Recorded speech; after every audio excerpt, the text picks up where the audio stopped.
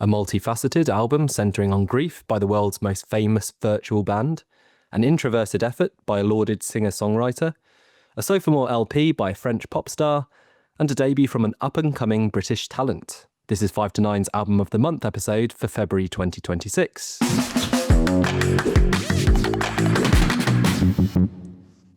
I'm Andrew Belt, and I run the 5 to 9 Instagram page. And joining me as always is Karl Blakesley of New Music Central and our second guest podcaster, Xenia Evans, who is the founder of What a Tune, a platform for promoting non-English language music. Welcome, Xenia. Kick us off, welcome. And as when we have our new guest podcasters, always good for you to introduce yourself in your own words. This isn't an interview. Hello, hello everyone. Thanks so much for having me, guys. So my name's Xenia. I run the What a Tune blog, which, as you say, is basically a platform for dedicated to non-English language music. So that could be anything from Mongolian heavy metal, French hip hop, Thai country music, reggaeton.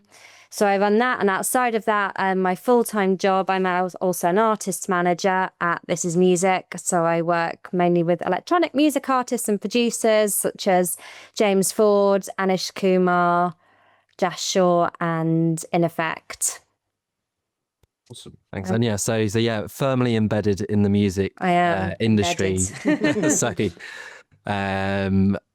Which is great, and then outside of that, also sort of on the blogging and the side of things, how we sort of came across What a Tune, and on our kind of social platforms, discovered all our various platforms, and got in touch, and have since It is how we crossed paths.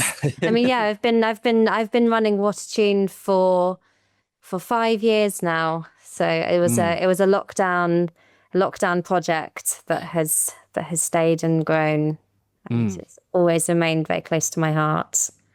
Yeah, I think like Adam, I think he started at that time. I was a bit late to the party, sort of post-COVID, which was, I should have joined at that time. And then Karl, I mean, I think with New Music Central and previously it was New Music Weekly, was it? Or monthly? You've been running that for years before. It's gone through all sorts of... It used to be like an annual thing. And then during lockdown, I ramped it up to weekly. And then once normal life returned, it's gone back to like monthly now. So that's... But definitely COVID, there was times where it's like, we need something to keep the mind busy. Things like Tim's listening parties and things like that, which were, there was... What a throwback. Yeah, exactly. There were some good things which came out of it. But ideally we don't go back to another worldwide pandemic. Now, I mean, thanks for the introduction, Xenia, and now we'll sort of go into our regular format of things. So we look back at February, and beside the 4 albums we're about to discuss, what else stood out for you in February? So Karl, if you want to kick us off first.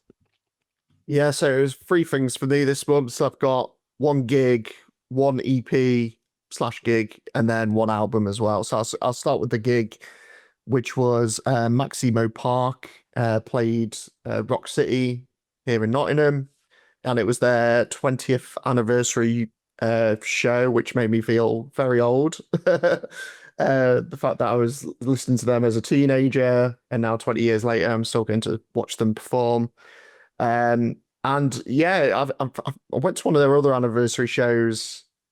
It must have been the 10th anniversary show, probably about 10 years ago, and on that one they sort of played the debut album in full, and then did a second set which was like greatest hits, whereas this one they mixed, it was the debut album in full again, but it was more like your traditional set list, so they were playing the hits kind of through the set as well, which is a much better format. It's similar to what Block Party have been doing on their recent shows, and I've seen it where they've played the album in full and then done the other stuff, and I much prefer it when it's just like a normal set.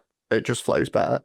And it was just a great night. Everyone's singing along. And yeah, I still think they're just such an underrated band. Um, Obviously still heralded for that first album or two, but they've had so many great singles on every project since for me. So always good to shout out those guys. So that was my first highlight from February. And then the second one was a local band, Willow Bay, who are like a folk trio. They released their very first EP, which is called Evangeline. And yeah, just an amazing project. Got to see them do their album or EP launch show. Very small kind of capacity venue that I've not been to in Nottingham before. And yeah, just a really great little project, considering it's their first outing as well. Just really accomplished songwriting, musicianship on it as well is just excellent. And yeah, if you like banjos, if you like something a bit easy listening, folky, definitely check those guys out. The main track, Evangeline, that's yeah, one of my songs of the year so far. It's just one of those that earworms that gets in your head and you can't stop singing it along to yourself. So yeah, that's my second one, and then my last one I'm going to shout out is Apparat. Released his new album, which I can't recall the name of it now. I should have wrote it down, but definitely check that out. He's German electronic musician, also part of Moderat, which is the kind of super group that he does with Mode Selector. But yeah, this is him out on his own again. And like all his other albums, it's just a fantastic listen. It's electronic, but it's got a bit of indie flair in there as well. It's almost Radiohead at times, in the way it's put together. And yeah, I think all things considered, that's probably my album of the year so far. It's still early days, but that is one that every time I listen to it, it just blows me away and sucks me in. So yeah, those were my 3 highlights. Big cool. I've added it to the sort of long list of the dumping bay for music I want to get round to at some point, which I've got quite a few of those, but maybe I should bump that one a little bit up based on that being album of the year for you so far. Yeah, interesting one on the 20 years ones. I've been to a few myself. I think it's just, our age, we're now getting that sort of thing happening. And I've loved the albums being played from back to front. So I don't think I've been to one where it's been done in that way. So I suppose I don't have a comparison. But I think it depends on the artist. I think Maximo Park and Block Party can get away with it because they've got other great singles. But if you've got a band that's very reliant on that album and then they try to do the other stuff either before or after, it just does. You're either just waiting for that album to come or you kind of switch off after that album's finished. So yeah, it does depend on the artist, I think. But yeah, I suppose the 2 I've been to, probably the first albums were the best. So like In Me and Finch, and then I mean Finch didn't really do much after What It Is to Burn, but it was great to see that fully live. It's just a kind of unique listening experience, I suppose, getting that kind of album played in full. But yeah, Xenia, any comments on that in terms of, have you been to any 20-year shows or 10 or 15 or something? I think I went to like a 10-year anniversary show, which actually was going to make up part of my highlights. Okay. Oh. So that's quite a nice segue in there, unless there was anything else you wanted to add. But well, coming into my highlights, I suppose. I mean, I'm sort of going to talk generally about my first 3 months of the year, as I don't know, February is quite a short month, and I also feel like Q1 it all just sort of blends together really. But I was actually in South America at the beginning of this year. I went over at the end of December and to the end of January, so I was there for just over a month, which was amazing. And the final part of that trip, I was in Argentina, and I am obsessed with the music scene over in Argentina. I spent a good amount of time in Buenos Aires. And while I was there, I went to go and see Sara Heve, who's who's a rapper, and she was celebrating 10 years, I think, since the release of her album, the name of which escapes me temporarily. What was it called? Tuve que, I think it was called La Hija del... No, I can't remember. Oh no, Colectivo Vacío, which is like empty collective or something, which was like basically had big landmark hip hop album. And so she was like, it's 2026 now, but it was a sort of like 10-year-ish anniversary. And that was a big gig highlight, just being over there in Buenos Aires watching this gig, which was amazing. I mean, just all the music scene over there is incredible. I'm really excited about all of it. And I mean, just to be honest, music-wise, I'm very much locked into my panpipes era. So like, it's been good being part of this podcast because it sort of forced me to not just listen to panpipes music. But it's the first admission of this kind on the pod.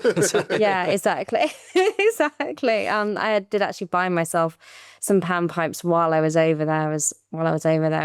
I was going for the small ones in the shop and in the instrument shop because I sort of was like, oh, maybe I'll get some. I was going for the small ones in the shop, and the guy behind the counter was like, ay, que no, eso es para los niños. This is for children. This is the children's one. Are you sure you want this one? Maybe I think you should get the big ones. Get the big ones. And I was right at the beginning of my trip, and then for the rest of the time I was having to basically just carry them around everywhere because I was so worried about them breaking because I spent all this money on them. But a solid investment, and they did survive the long haul flight home. But back to my highlights.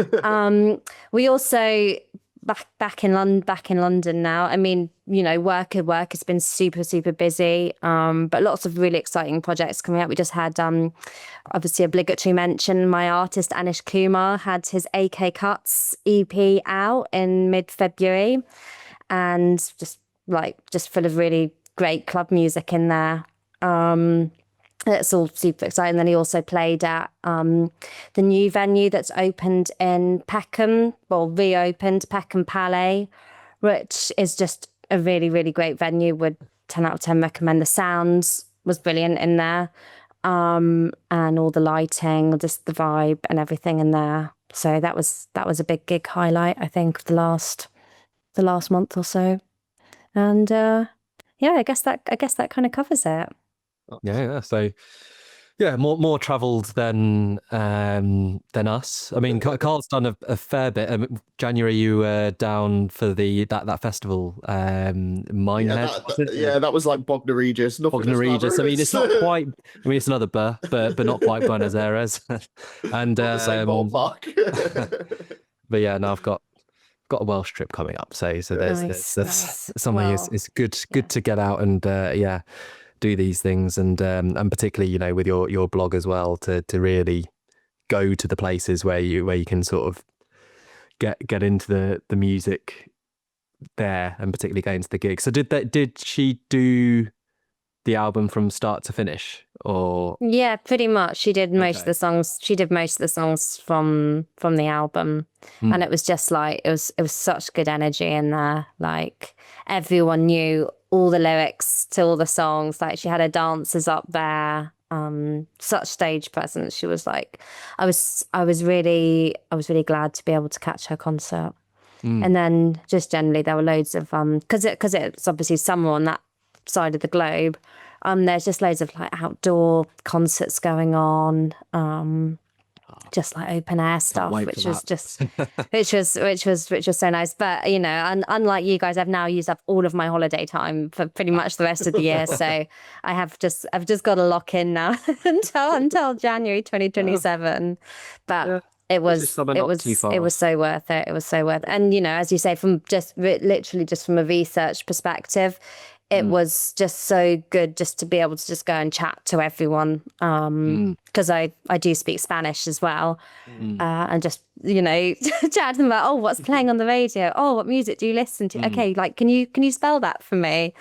Which I think as some people were a little bemused by, but you know, it's my way of I don't know. I think some people go traveling and they go on holiday because they're like really obsessed with the food, for example. And I suppose that's kind of my equivalent of like, I go somewhere and I'm like, oh, I really want to discover the music scene now. And I really, I want to kind of get embedded in that. And I don't really care so much about the food. I mean, I'm a vegetarian, so I was not partaking in the asados, like all the big roasts and everything. I was just having a plate of boiled vegetables. But I didn't really care because I was busy talking to the person next to me about like about country music and enjoying the sun. So and enjoying. I even came back a little bit tanned, which is pretty incredible considering that I never tan. I just go red. So yeah, lots of jealousy from our colleagues, I'm sure. Exactly. So yeah, fact-finding missions in with going out to Argentina, and then I'll just briefly cap some of the highlights for February from my own end. There was a pub gig from the Irish band The Scratch, who we've covered before on the Choice Music Prize. They just did a pop-up set. Well, they did 3 in 2 days across various pubs in London, one of which was just 10 minutes down the road from my workplace, so it would have been rude not to. Bit cramped, couldn't even see the band at the back of the pub. But yeah, they were sounding very good, and it was a nice kind of entree for their Islington show in April, although I kind of have checkmarked them now, so I probably won't traipse across in April. But that was one I was just giving a small reference. I've actually got 4, which is more than the usual 3 we would go through. So gig of the month, Deftones at the O2. So had tried to get tickets sort of, I don't know when they went on sale, maybe halfway through last year. Just shocked that it sold out immediately. Incredible, their renaissance, Deftones, in terms of popularity, and they just go from strength to strength in that sense. And yeah, incredible show, mainly pulling from Private Music, the album which was it a winner from last year? Yeah, our album of the year. Our album of the year, yeah. That's so there we go. Great to see that virtually in full, but dotted around with all their, you know, their most of their main hits. And I gather they don't play Back to School anymore. And there was a few others I would have liked to have seen, but they were small quibbles, in the sense of just going to see such an amazing show in a venue like that. And it made me feel a bit old. It was lots of younger fans who were there and all dressed in the kind of I suppose like the grungy times, which reminded me of being a teenager again. So I haven't been in a sort of setting like that for a while. There was just me dressed with my North Face fleece, and so not really quite in the gear, but very much enjoying the tunes. And then 2 albums. So I mean, Karl, you mentioned with Apparat being your favourite so far this year. Well, February produced my favourite so far this year, which was Is it The Apple Under the Tree? Hemlock Springs, this pop artist from America who just has brought out such a enjoyable album, just really engaging, great lyrics on there, such a good voice, and that is the one which so far for me hasn't been surpassed this year. And then the other one I want to highlight, which was I put on the poll, so like you, Xenia, I think you were considering putting Anish Kumar on the poll. I put Cardinals, didn't win. We'll hear from the one which did win a little bit later. But their debut album by Cardinals, can't remember the name of it. Masquerade. There we go. Yeah, so temporary loss of memory there. But yeah, fantastic debut album. If we're not talking about that on the Choice Prize episode next year, I will be shocked. So definitely 2 I would recommend. And that is, I'll look back at the start of the year in February. So now on to the 4 albums. So our first album is At Home in My Mind by Ellur.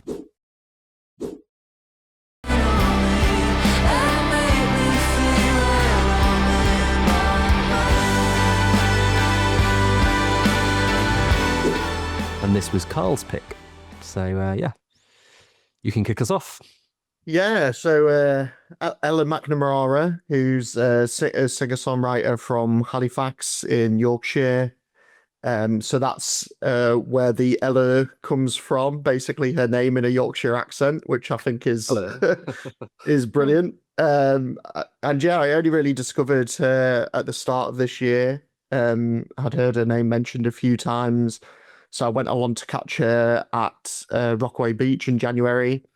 And it was one of those performances that just really blew me away. Like her voice, her like the quality and the like timeless nature of her songwriting. The great band that she had with her. It was just one of the highlights of the festival. So it was just when I saw this debut album was coming out, I had to jump on it, and glad I did. I think it will end up. I was talking about the Rat album, but I think this will definitely end up as one of my favorite debut albums of the year.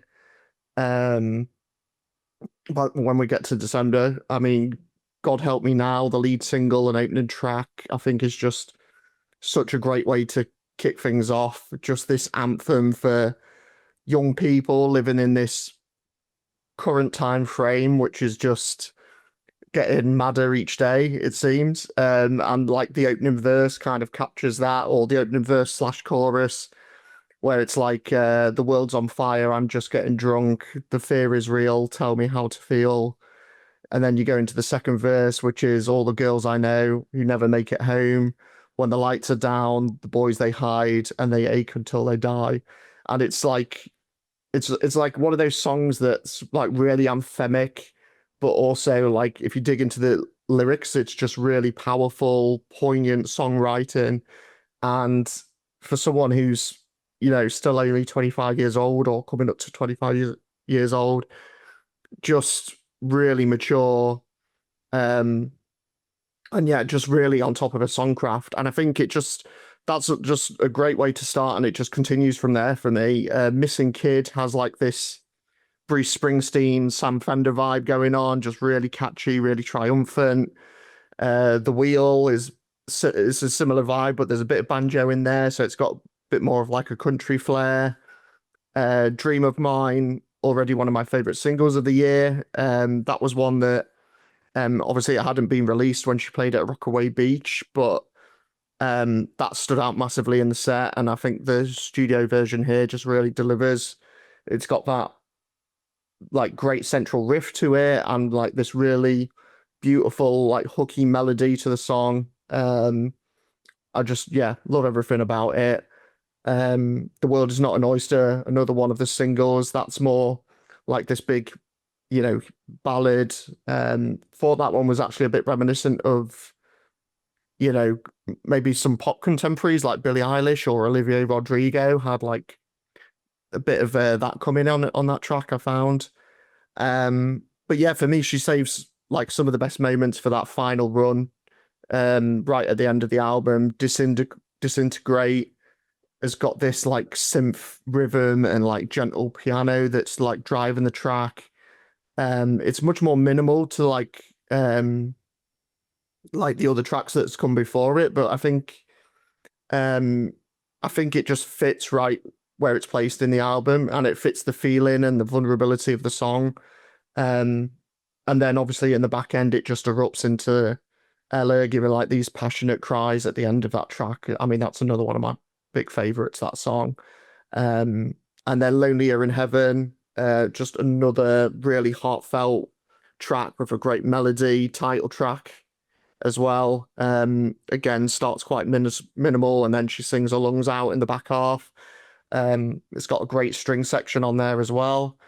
And then before you know it, you're at Knowing, and it's just this really beautiful track to end on. It's just Ella, an acoustic guitar, and then this gorgeous bit of orchestration just comes in, and it really fills your headphones and tugs on your heartstrings, and it's just a real like subtle but beautiful way to end the record. So yeah, as you can tell, huge fan of this album. I think as debut albums go, this is right up there for me. I think it's hugely accomplished, really mature songwriting considering it's her first outing. I know she's released EPs and stuff before, but yeah, feels like she's really mastered her craft already.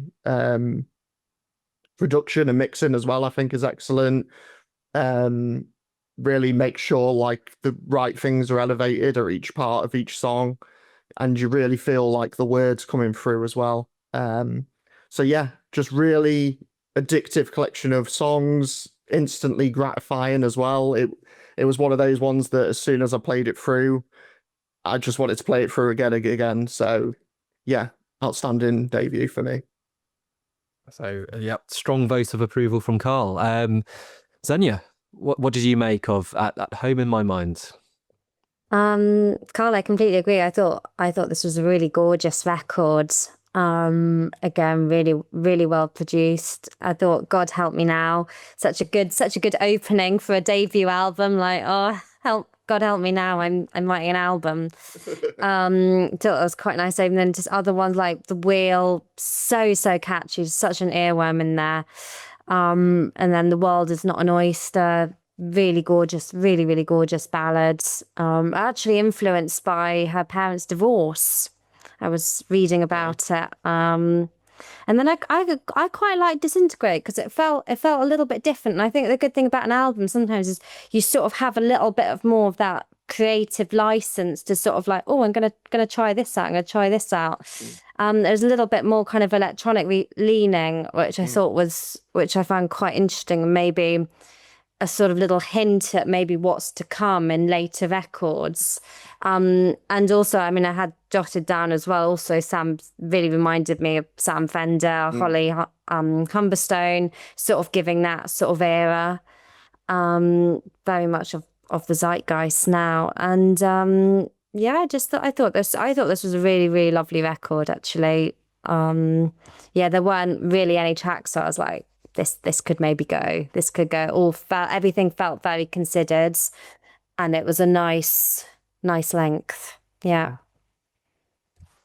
There we go. So some more praise for Ellur with the debut record. I mean, the Sam Fender like reference is just so like present on this.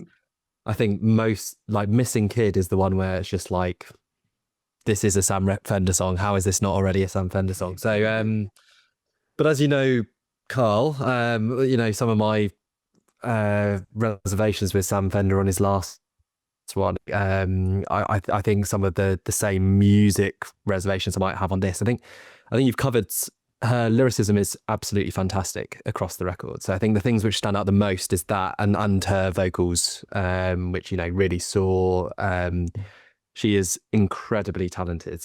I think the variety of the music could be greater, and the music in general. That's the thing I would say is the thing which lets this down. And where, you know, I think what you covered there, Xenia, about sort of going into a bit of a different vibe with some of the music would be beneficial, because I think she seems the kind of artist who can sing over anything is the impression I get, and there is, you know, when there are some of those more less kind of rock anthemic type songs, I think it sort of opens up a little bit more, and that's probably the parts I enjoyed the most. I mean, the standouts for me were, both of you have mentioned it, The Wheel, which I just like the kind of lolloping arrangement on that one. You know, trying to stay positive when life can get you down. There's a kind of a lot of that across the album, but it works really well there. And then followed up by Dream of Mine. That's the two sort of in a row which I enjoyed the most. And yeah, that was quite interesting about sort of in her relationship and being in a heterosexual relationship she's in, and sort of but wanting to live the rock star life, and kind of having that insecurity about letting her partner know that this is what she wants to do. You know, yeah, we're talking about families or the kids you'd like, but I'm running for the chaos to be seen under the light, she sings. So it's just, even the kind of construct behind that song, I really enjoyed. It's not really a perspective I've particularly heard, but it's a really honest, you know, I presume she spoke to her partner about this before putting it on the record. And yeah, just a really interesting perspective. And then sort of in the back end, the title track was the other one which stood out. Those three, I would say. And again, the lyricism, you know, this is somebody who can hold me and make me feel at home in my mind. Sometimes Phil might be crazy and everybody knows. I hide from all my feelings and crack some kind of joke. Yeah, very vulnerable, honest lyrics. And yeah, like I say, I think the talent on show is great. I think this is more, for me at least, like Promise as opposed from the real deal right now. And Xenia, you said there'd be none you would take off. I would probably take it off Yellow Light, to be honest. Like that was the only one I just found. Yeah, okay, I can see that. I can see that. Yeah, I mean, just felt it was a bit insipid, and like stood out in that sense because none of the other tracks I would refer to in such a way. But yeah, really interesting. You know, Benjamin Francis Leftwich, I think, has production on a couple of these tracks as well. So you get his influence. On Disintegrate, I felt there was a slight Aphex Twin style. And she came across like Nilofer Yanya, who's one of my sort of favourite artists. So I think there's a long way to go. You know, I think Kai says she's 25. So, you know, this is a very, very impressive sort of first statement of intent. And yeah, depending on how long we do this pod, and then I'm sure we'll hear these other efforts and sort of see where she goes musically and production wise as well. So there we go. That was our first album. And then we move on to our second one, which is The Mountain by Gorillaz.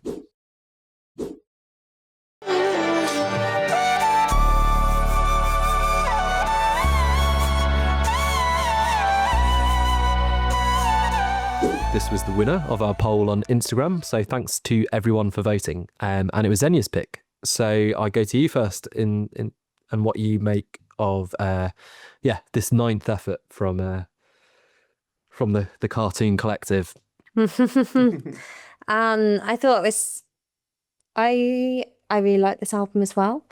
I mean, it's truly like a really international record, which I think is quite brave. And so just looking at that collaboration list is pretty mind blowing. I mean, you've got like Indian royalty, Anushka Shankar, and then you've got Latin super producer Bizarrap, and like, you know, the rising hip hop star Trueno, who comes from Argentina, and then you've got all these Indian classical musicians, well, alongside, you know, kind of rock band idols, and then Johnny Marr, and there's just like there's a lot going on. Sometimes for me there was maybe a little bit too much going on some tracks, but otherwise, I mean, I think, like, generally speaking, highlights like The Manifesto, such a tune, and I love Trueno as well. He's like 20 early 20s or something. I went to see him in London. He came over last year, and that concert was such good vibes. And I think I mentioned earlier just being really excited about Argentina, and it's just that, you know, Bizarrap, the super producer, is also from Buenos Aires as well, along with Trueno. And there's a lot of kind of young up and coming artists from there. And so I was really happy to see them on this album. It's like, you know, they're sort of drawing in all these kind of, not just from India, but from all around the world, and really tapping into what is up and coming, and what's, like, you know, where the movements are happening in all different parts of the world. So The Manifesto, probably big highlight for me. The Bizarrap, Orange County. I'm a massive Bizarrap fan, and yet this was maybe not my favorite. This is not my favorite of his. Bizarrap basically does these just a bit of background. He does these he basically got big through doing the Bizarrap music sessions where he invites in like Latin up and coming, all kind of fairly established Latin stars. You come into his studio, they record a song, and he just puts his production charm on it. And so I mean the most famous one is the one that he did with Shakira, where she was like dissing her ex Piqué.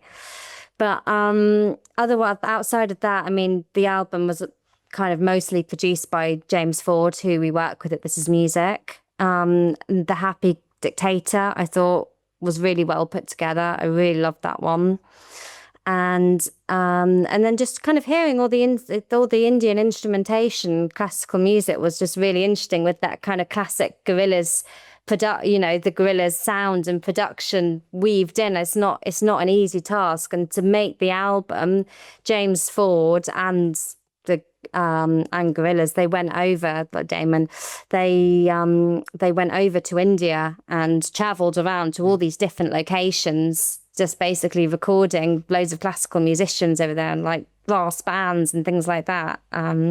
Which I remember James spoke to me about it and said it was the most incredible experience to be able to go around to all these places.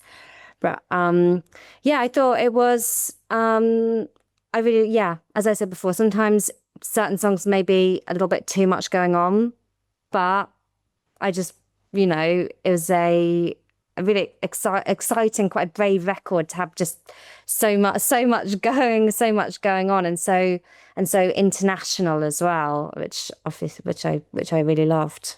Yeah.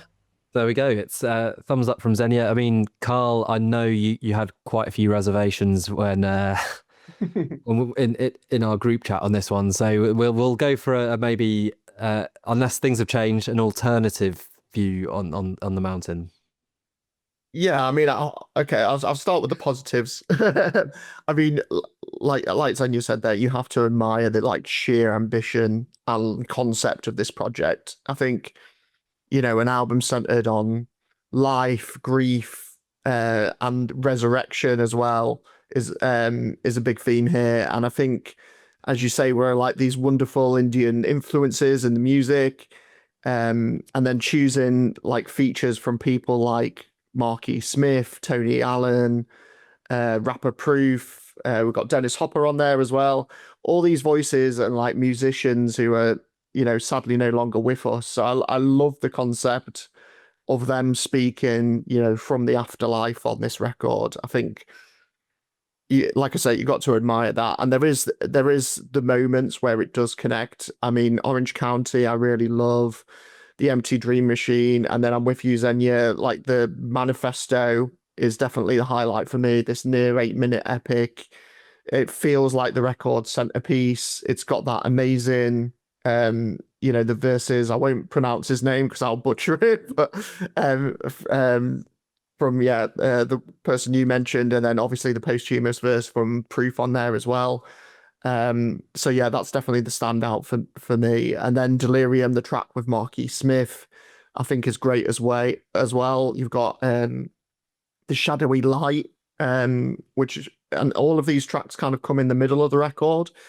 And yeah, I just really love those Indian sounds, and The Shadowy Light, that's one where they're really at the fore on that track.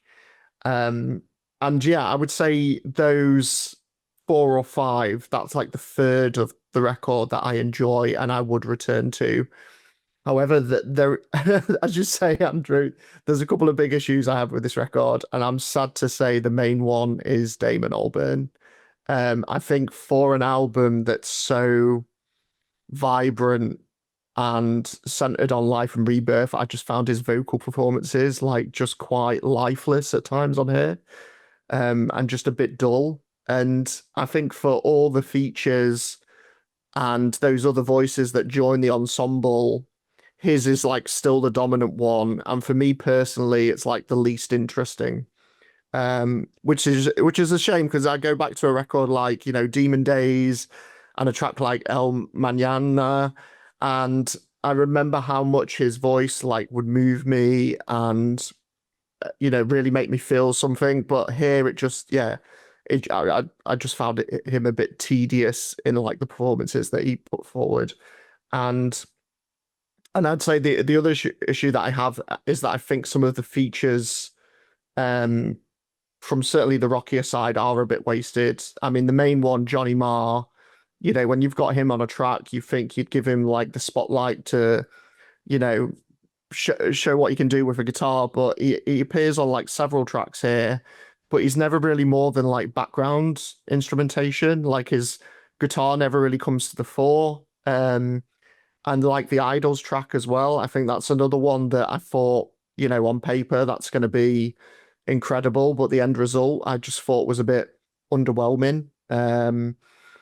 So yeah, I mean, for me, the album at times was a bit like climbing up a mountain. Only there wasn't too many peaks, and the view from the top wasn't as rewarding as I'd hoped it would be. But yeah, and the other thing, you know, it's an hour long, and for me, it felt like a slog for a good chunk of it. So I think it's one of those. I really admire the ambition. I think there is a great concept at the heart of this record, but I think the final execution and the quality of some of the tracks on here just didn't meet my lofty expectations for it. So yeah, it's slightly disappointing, I would say, for me. Yeah. So in your off-stated, easy to admire. Easy to admire, hard to love. That's it, your yeah. So there we go. I mean, I think you both covered the unbelievable ambition of this record. It's incredibly like in the intricacies as well. When you listen to it and stuff. Yeah, it's not at a high level, I would say, throughout, and there's dips and peaks and troughs, for sure. But I think by the end, I grew to really admire it, and particularly through, you know, looking through the lyrics, looking through the process, how it was kind of Damon Albarn and Jamie Hewlett kind of processing the grief they'd gone through of close, loved ones, basically.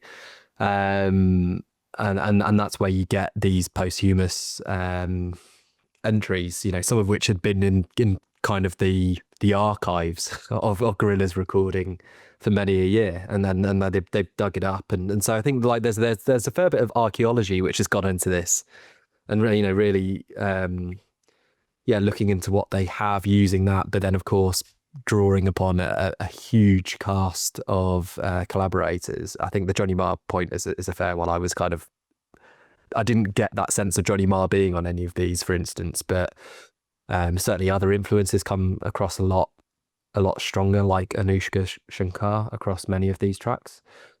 At the low end of the spectrum, The God of Lying with Idols, I was very disappointed with that. I'm a big fan of Idols, and yeah, just in both respects, both Damon and I do actually agree with a fair bit of what you say about his performance, Karl. That it doesn't feel as, but then I don't know if is he trying to mask his voice in some way? I don't know. I don't know. That's maybe reading too much into it. Obviously, based on the pain of what a lot of the subject matter here. But that one, yeah, both of them it doesn't come across too well, and whilst it's catchy, and that one is an earworm which stays in my head. It's not an earworm I want to stay in my head particularly. But on the highlights, Xenia mentioned The Happy Dictator. I mean, that one from the off, I really, really liked it. It kind of captures that zany appeal which Sparks have, and really, really well. And I loved the story behind that where Damon took his daughter to Turkmenistan, where they ban bad news. so like it was. I love that. I never heard. I didn't know the backstory behind that song. That's it's sometimes the most joyous thing is when you find out a story and you go, oh, actually, there's a really like cool story behind some of these. And that one, and I didn't know that was the case in Turkmenistan. It's basically a dictatorship for by all accounts, and but the interesting perspective he had, and he was interviewed somewhere about it, was kind of, actually, it could be worse if you, in terms of like, if they are banning bad news, and obviously what we have on a daily basis, like, you know, on our screens and everything else, yeah, it was kind of that line between oppression and protecting the, you know, and so that line about the palace of your mind. But no, yeah, I was just thinking that. Yeah, so that was, you know, and a lot of these have that, you know, both in the music, in the songs, but also where they were sort of created, and India is the main heartbeat from a geographical standpoint. Yeah, there's a lot of those sort of stories throughout. So there's a lot to unpack. You know, there's 15 tracks, over an hour long, and I do agree also with Carl that the hour at times does seem a slog, but actually doing that really intense listen where I was taking the notes gave me a much deeper appreciation for a lot of it. And actually, I feel the best parts are right at the end. The last 3 tracks, I mean, Casablanca featuring Paul Simonon and Johnny Marr, apparently. You know, it's a really low key groove which just drives that one forward. But that one, you know, is sticking with the mountain analogy, which is also present throughout the album. And really bleak lyrics, but just a really lovely song, like that kind of juxtaposition. So that one was a standout for me. The Sweet Prince was about the final moments of Damon with his father on his deathbed, and the kind of conversation he had then, but was sort of framed with the Indian tradition of going on into your next life, essentially. So that's the construct he uses to frame that one. So I found that one very affecting, and that actually his voice does come through a bit better on that one for sure. And then The Sad God, I think, is a really good end note as well. You know, which is the perspective of a sad God, essentially looking at what we've done with our planet and going, I gave you atoms, you built a bomb. So so yeah, it feels like if the standard of those last 3 tracks was throughout, I'd be giving it a higher one. But as it is, I think it's a great album.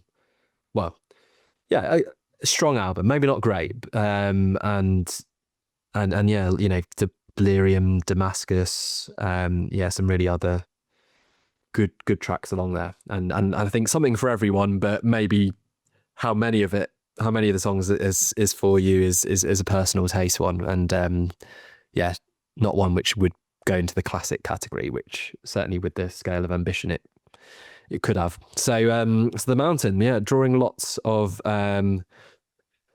different views and yeah, views multifaceted as much as the album. So we move on to our third album, which is Nothing's About to Happen to Me by Mitski.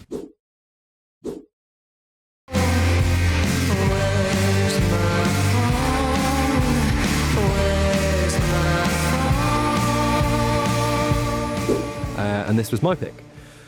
So yeah, big Mitski fan since getting into Be the Cowboy back in 2018, which yeah, I couldn't tell you if it was the album of the year or whatever. I need to go back to that year to tell you if that was the case, but if not, it's right up there.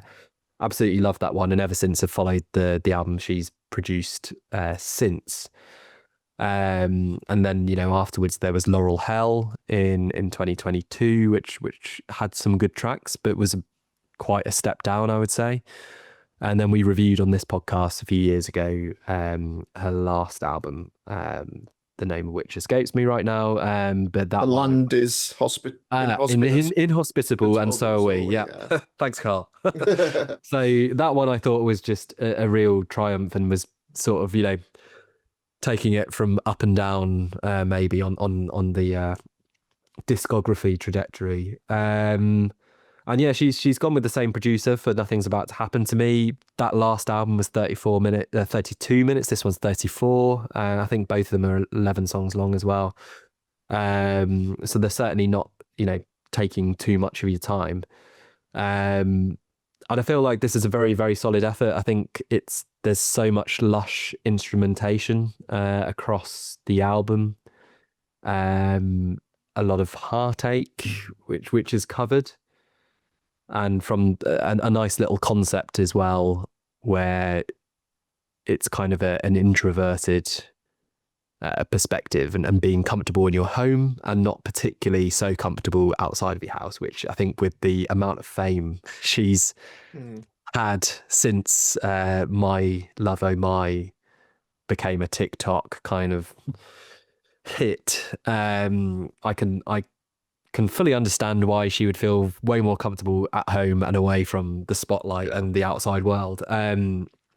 So yeah, it's kind of almost tackling some, mundanities, but doing so in a really grand way. I think probably no better song covering exactly that than Where's My Phone, one of the singles to precede the album. And yeah, certainly got me excited about this one. And then also that White Cat, I feel, is another highlight where really she allows her vocals to really soar and go in different places. There's a really kind of tightly coiled verses, this kind of scratchy guitar which comes through that, which I'm only just thinking about it now, but maybe that's supposed to be a bit of an allegory for a cat scratching. Yeah, ultimately, I think overall, and if I didn't have her other albums as a benchmark, it is a really, really strong effort. However, we spoke about her last one, The Land Is Inhospitable and So Are We. I do feel this is a notable step down from that one. I think the songs are arranged in the same sort of way. They're quite brief. They don't linger too long. And on the last album, I felt like they stuck with you for longer. They were more memorable and grander. I mean, there's a lot of grand instrumentation here, but it's I'm kind of contradicting myself, but it's also subtle. So it was more subtler on this one. And actually, I think on the last one, that more orchestral kind of output was more to my taste, really. So it's kind of doing the same again in a different way, and sort of loses maybe some of the magic of that last one by doing so. But as a standalone album, like I say, I think this is really another strong one. She continues to be one of the best artists out there for me. And yeah, hope she continues producing the goods, essentially, and see whether we'll continue this sort of up and down kind of discography trajectory I've experienced with her since 2018. So there we go. Yeah, Karl, I mean, what did you make of this one from Mitski? Yeah, I think I enjoyed it a little bit more than you based on that review. I mean, for me, I actually thought this was Mitski's most immediate record for me. I mean, all her records up until now, I would like grow to love. Like, I remember that last one, it like took me, I was listening to it a few times, it wasn't connected. And then I remember vividly like listening to it. It was like a sunny autumn's day. And I was walking to work and I had it on then. I was like, all of a sudden it was there. Whereas this one, by comparison, straight away, I was like all in on it, had me hooked immediately.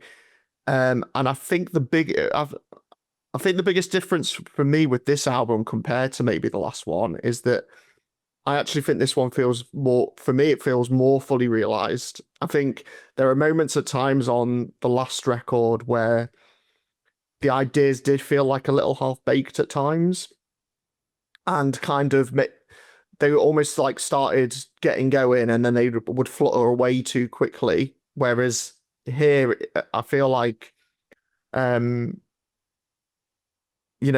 songs kind of like left you wanting more, but here I feel like they feel more fully realized at times, more complete and refined. And if I read that she like recorded these with like her live band that she was touring with, and I get that sense that she's like worked through these songs and they've helped her like pull the instrumentation together that maybe she didn't have on previous records quite in the same way. So yeah, for me, this was pretty much on par with that last record. I think well crafted, from her songwriting, where she talks about, you talked about where is my phone. I love that, just a amusing way of looking at like these everyday anxieties that we may have. And that hilariously dramatic song about the white cat, taking over her house. I think it's just brilliant. And you mentioned the scratchy guitars, but even like the aura of that song, it's almost like a Western like showdown. I was like imagining her like squaring up, squaring up against this cat. But I just love that song, and the instrumentation I think just really radiates. As always, she's got that great mix of like bluesy guitars, there's like brass horns, there's those sweeping strings. It's just really cinematic and instantly timeless, like a lot of her music is. But the stars of the show for me are the songs like I'll Change for You, Sharon's Obel, and then Lightning right at the end. I just absolutely adore those tracks. For me, that kind of encapsulates everything that makes this album such a joy to experience. It's just really beautiful musicianship and songcraft. And Lightning in particular, right at the end, is just such a lovely way to round out this record. It's got those big, like, rock guitars midway through, and then the dramatic strings that kind of just sweep in and like take it all away.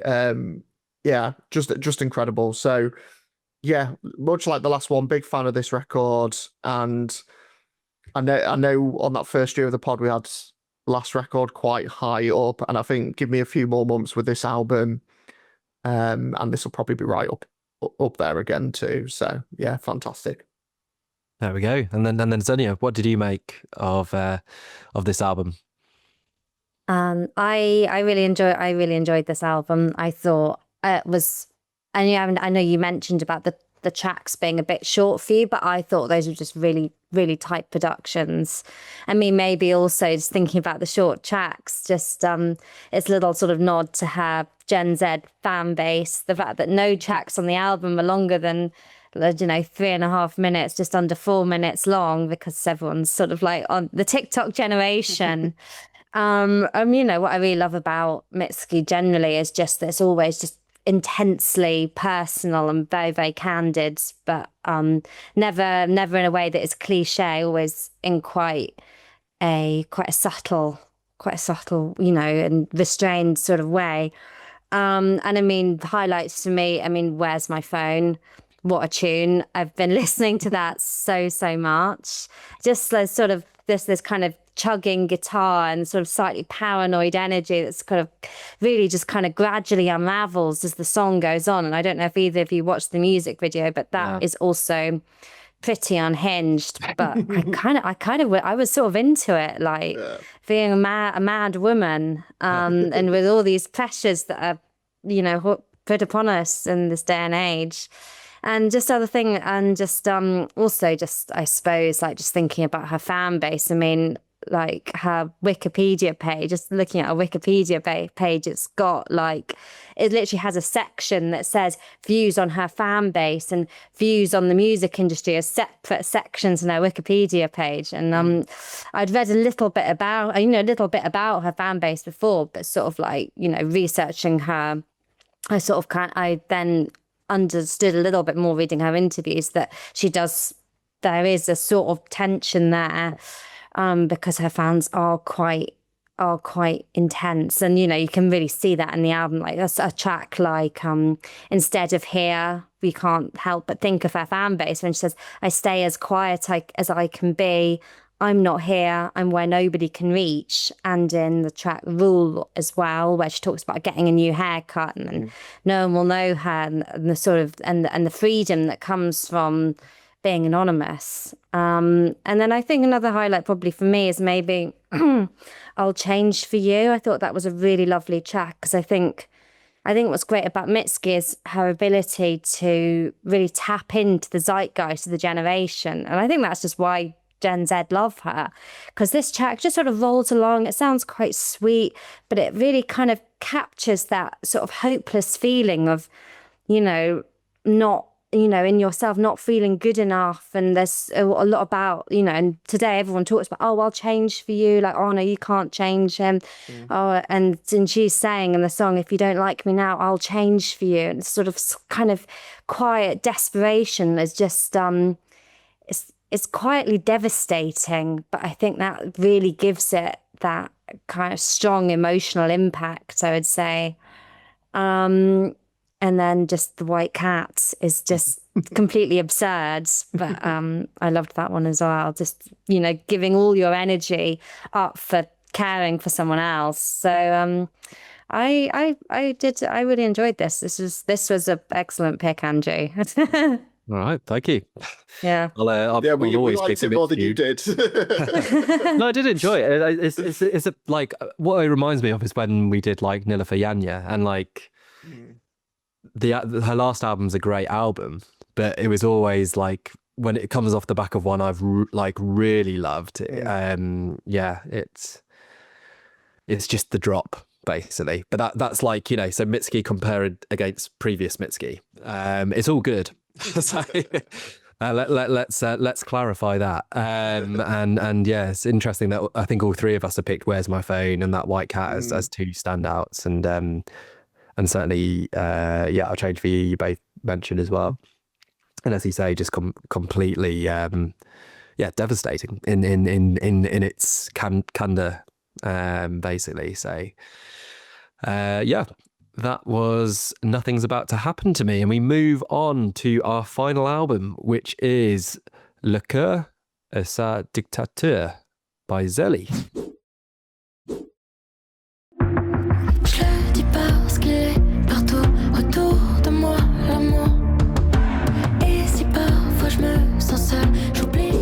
And apologies for completely, probably butchering the pronunciation.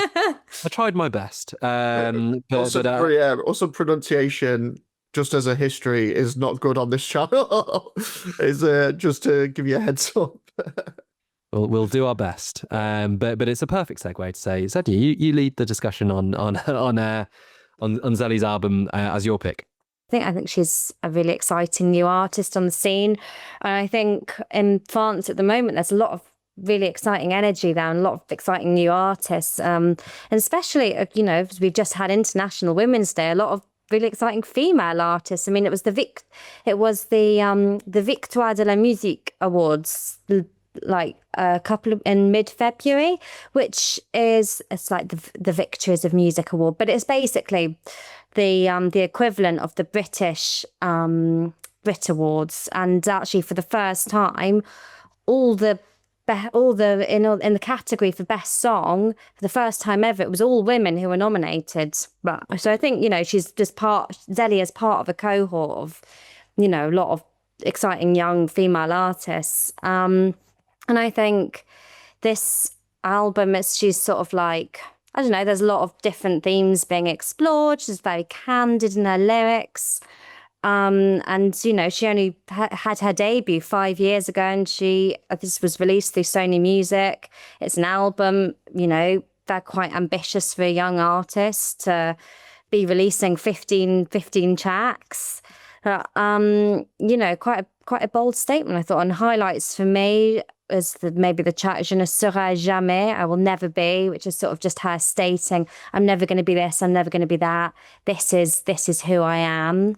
And then, but also I think an artist who is still sort of finding her identity a little bit, and certainly in her sound, and I think that's reflected in the lyrics as well. There's a slight, there was more melancholic ones than there's the songs like On danse le dimanche, we dance on Sundays, where she talks about, we dance, but then I cry, and I what else does she say in the lyrics? It's sort of like, she just, feels just a little bit confused. And then copine, which means girlfriend or like female friend in French, is about like fancying your female friend. And I talk to her about boys that I like, but actually it's you that I fancy.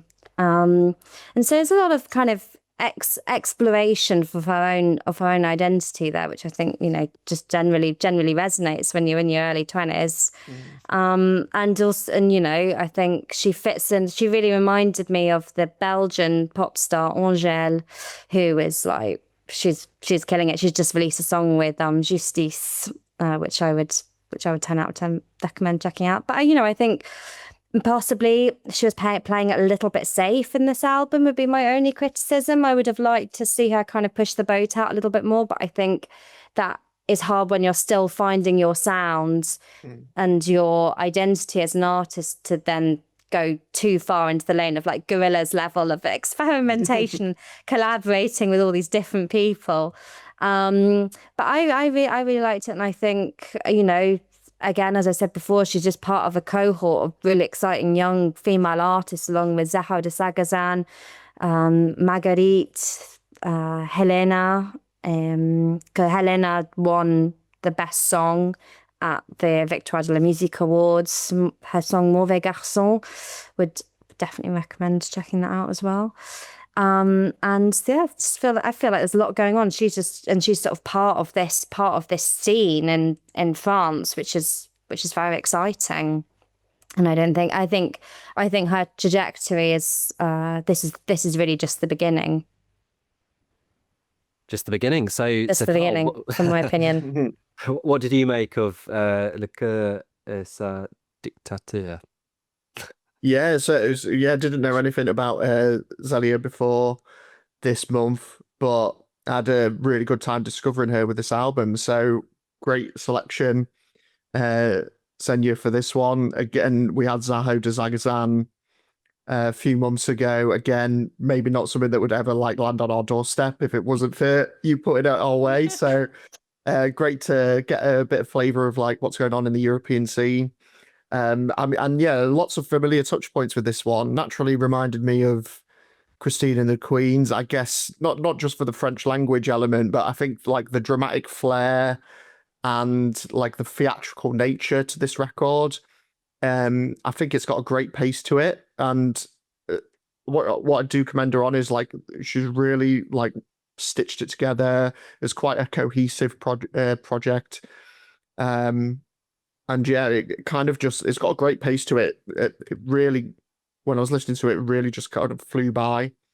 Maybe because I was listening to it after the Gorillaz album, I don't know, but by comparison, yeah, there wasn't anything that was making me want to like turn it off. Also reminded me a bit of Oscar and the Wolf, who's one of my favorites from Belgium. So again, must be something in the water over that way. 070 Shake, Ash Nico, even Lily Allen I got at points as well in like the music. But yeah, ultimately I think it's just a very solid pop record. And it was interesting you like digging into like some of the themes and like the meaning behind the songs as well, because even though when I was listening to it and you know I didn't understand what she was singing or talking about in these songs, I thought she did a great job of like conveying the emotions like with her vocal performances. But yeah, getting that added context from you just there as well. I need to go back and listen to the songs again now with that perspective. But yeah, just a great variety on here as well. Again, I won't try and pronounce the track names, so I'll only butcher them. But you've got your more up tempo moments. There's a bit of synth pop, and there's some ballads in there as well. And yeah, just some real earworm tracks. There's a couple of songs midway through with like really great guitar grooves, and then in the back end, like the strongest section for me with Je t'aime and Mon mec à moi, which I can't. Oh, I loved Mon mec à moi. That's so catchy. Yeah, those two for me really stood out. The closing like title track as well. So yeah, that final kind of run just was really like a crescendo for me. So yeah, just a really solid pop record. And it was one of those where there was plenty of fun moments on here to keep me engaged and grooving along to it. Lots of variety too. And like I said at the start, just a great pace. I think that 40 minutes just goes really quickly. And yeah, love the way that she segued each song into the next one as well. So yeah, thumbs up from me, and great to get a new discovery from across the channel. Yes. So that's 2 out of the 3 French artists we've featured, which have come from you, Xenia. So, excellent. The first was Karl with Christine and the Queens in our first year doing the pod, wasn't it? can't remember the name of that one off the top of my head, but that was her 1 hour 30 minute epic. Yeah. So Which I absolutely adored. I still listen to that album. Yeah, but there was a few different opinions on that one. Not for everyone, for sure. Yeah, I mean, there were some great moments on it as well. But yeah, the 90-minute runtime was at the heart of maybe some of that.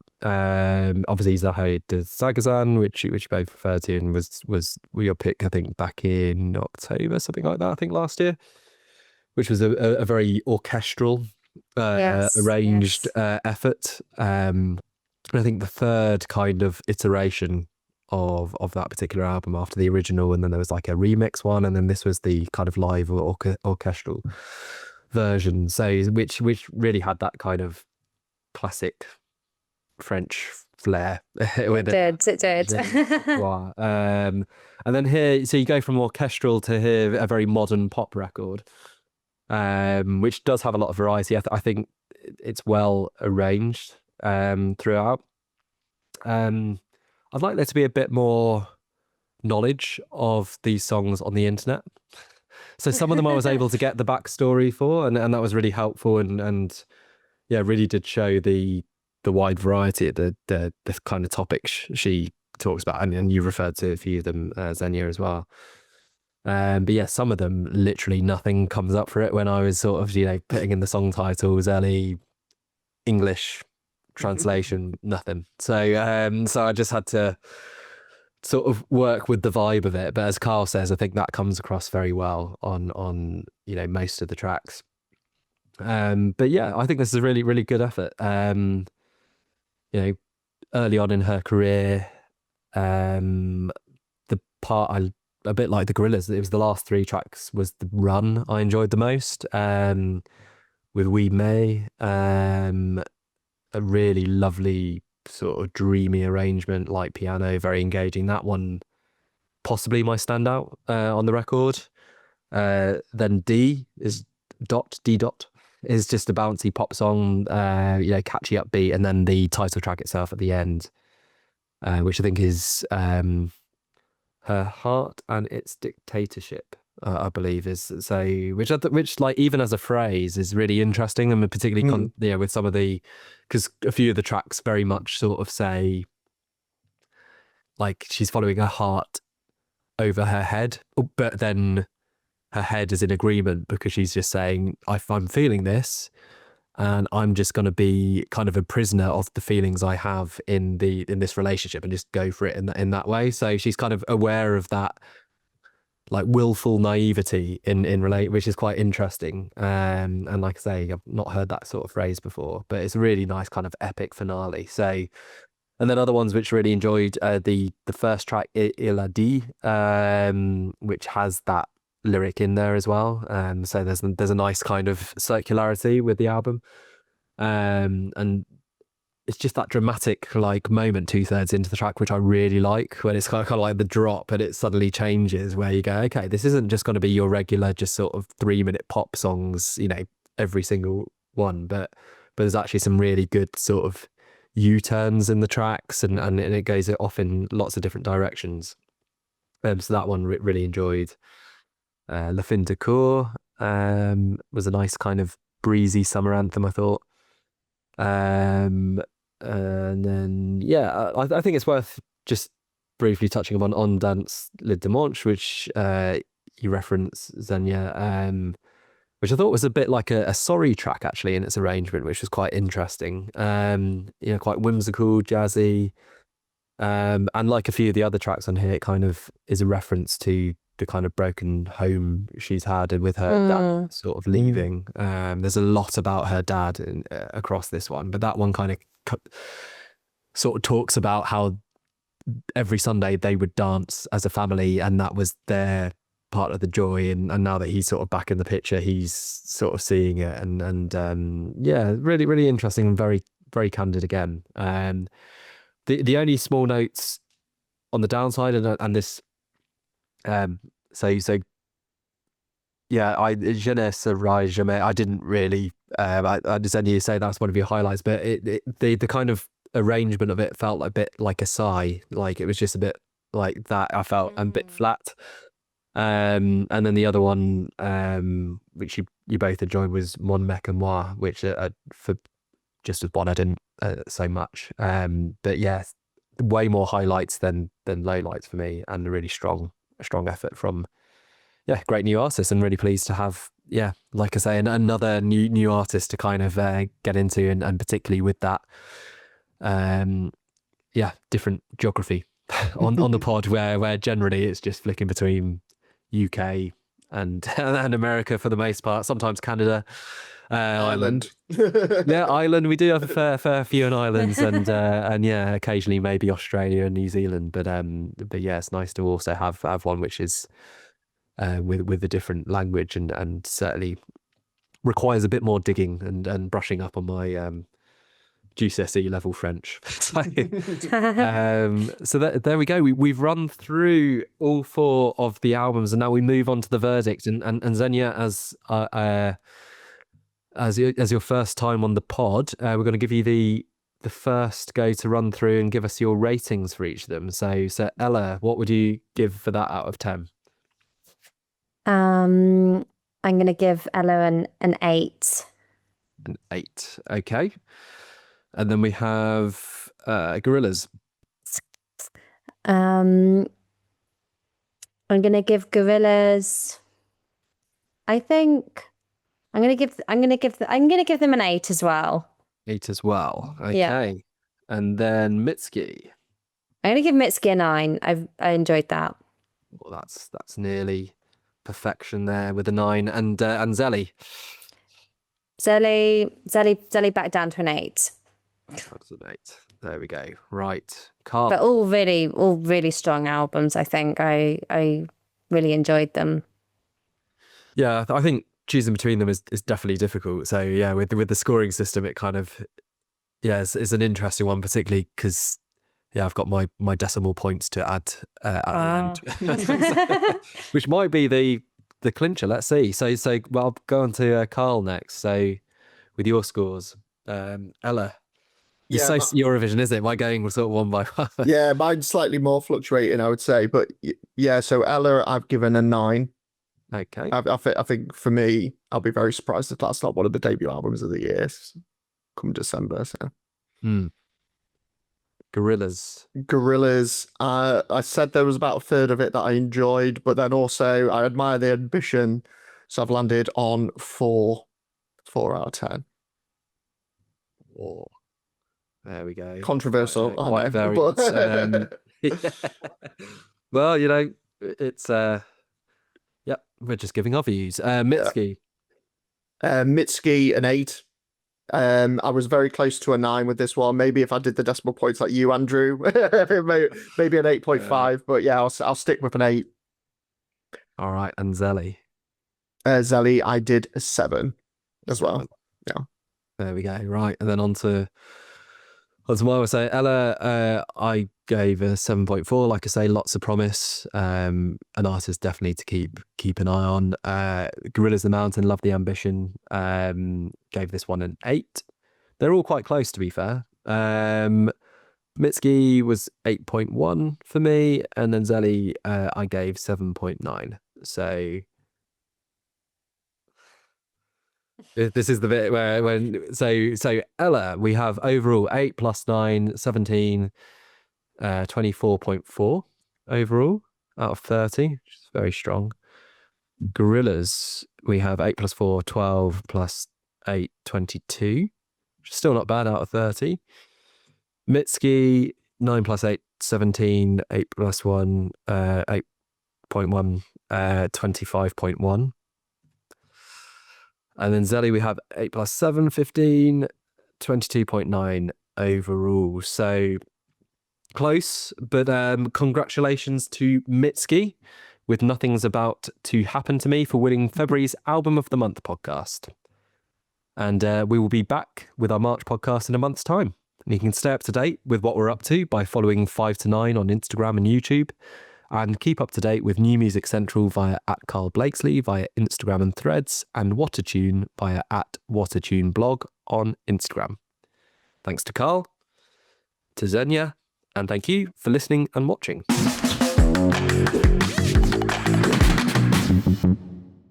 Bye.